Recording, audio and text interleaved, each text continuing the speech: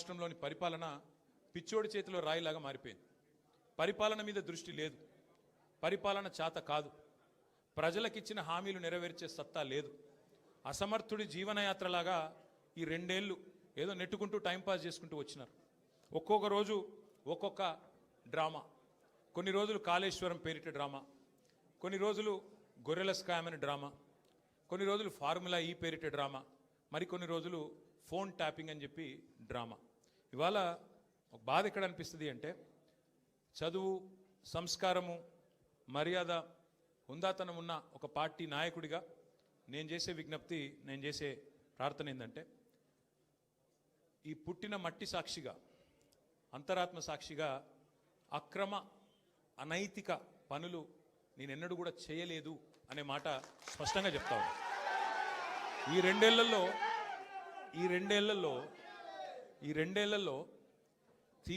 తీవ్రంగా, ఈ రెండేళ్లే కాదు, దాదాపు గత 7-8 ఏళ్లుగా తీవ్రమైన క్యారెక్టర్ అసాసినేషన్ ఎఫర్ట్ నా మీద, వ్యక్తిత్వ హననం.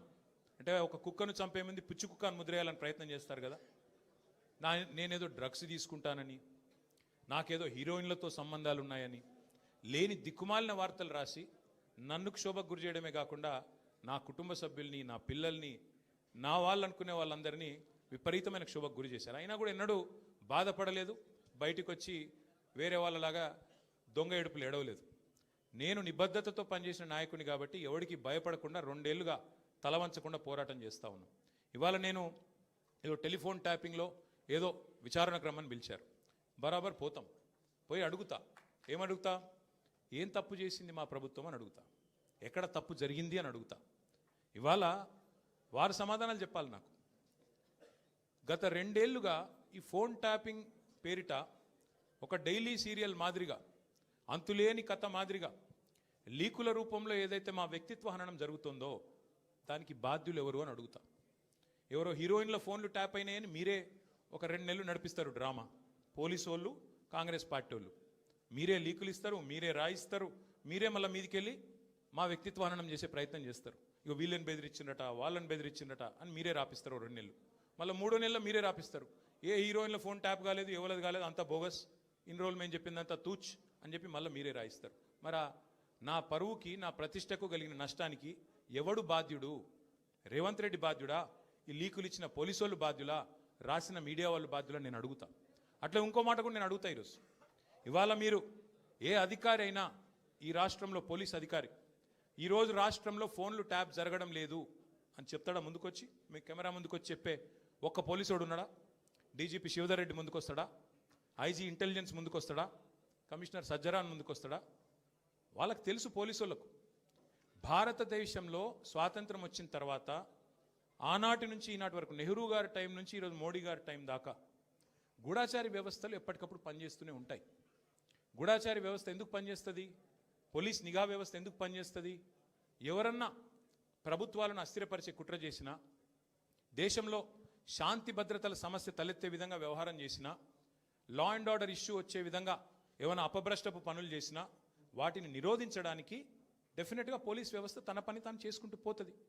2015లో మన తెలంగాణ రాష్ట్రం ఏర్పడ్డ తొలినాళ్లలో మా ఎమ్మెల్యే గారిని ఒకరిని కొనడానికి ఒక దొంగ 50 లక్షల రూపాయల బ్యాగ్తో వచ్చి దొరికిండు. దొరికిన తర్వాత ఆ దొంగ మీద ఏమైనా నిఘా పెట్టిండ్రేమో పోలీసులు, మాకేం తెలుసు, మాకేం సంబంధం? పోలీసులు దొంగలు, వాళ్ళకు సంబంధం ఉంటుంది, మాకేం సంబంధం మధ్యలో రాజకీయ నాయకత్వానికి? ఇవాళ వాస్తవం ఏంది? 2015లో ఏ దొంగనైతే దొరికిండో 50 లక్షల రూపాయలతో అడ్డంగా రాష్ట్రం మొత్తం చూస్తుండగా ఆ దొంగ ముఖ్యమంత్రి అయి కూర్చున్నాడు. ఆ దొంగకి ఏమనిపిస్తున్నది? మిగతా వాళ్ళు కూడా నా లెక్కనే రాజకీయ నాయకులందరూ దొంగ పనులు చేస్తారు, మిగతా వాళ్ళు కూడా నాలాగానే బురద అంటియాలి, వాళ్ళను బదనాం చేయాలి. అందుకే ఏం చేస్తున్నాడు? విచారణ పేరిట ఆదేశాలు జారీ చేస్తూ ఉన్నాడు. ఒక 3 రోజుల కిందట హరీష్ రావు గారు ఒక ప్రెస్ మీట్ పెట్టినారు తెలంగాణ భవన్లో. ఏమని మాట్లాడినారు? సింగరేణి కాలరీస్ ఏదైతే ఉన్నదో అక్కడ 1000 కోట్ల బొగ్గు కుంభకోణం జరిగింది. దానిలో ప్రధాన ముద్దాయి రేవంత్ రెడ్డి గారి బావమరిది సృజన్ రెడ్డి. ఆయన కింగ్ పిన్గా ఉంటూ ఈ అక్కరలేని సైట్ విజిట్ సర్టిఫికేషన్ భారతదేశంలో ఎక్కడ ఏ కోల్డ్ ఫీల్డ్లో లేదు, అదొక కండిషన్ పెట్టి, ఒక నిబంధన పెట్టి కాంట్రాక్టర్లను రింగు చేసి బెదిరించి ఫోన్ ద్వారా నేరుగా మాట్లాడి, నేను ముఖ్యమంత్రి బావమరిదిని మాట్లాడుతున్నా, మీరు టెండర్ వేయొద్దు, మీరు వేస్తా అని చెప్తే నేను సర్టిఫికెట్ ఇయనియా సింగరేణి నుంచి అని బెదిరిస్తున్నాడు. బెదిరించి ఈ మొత్తం స్కామ్ చేసింది రేవంత్ రెడ్డి గారి బావమరిది అని హరీష్ రావు గారు ఆధారాలతో సహా. ఎట్లా మా గవర్నమెంట్లో మైనస్ టెండర్లు పోతుండే, ఎట్లా కాంగ్రెస్ రాగానే ఈ నిబంధన పెట్టడం వల్ల +22% +14% టెండర్లు ఎట్లా పోతున్నాయి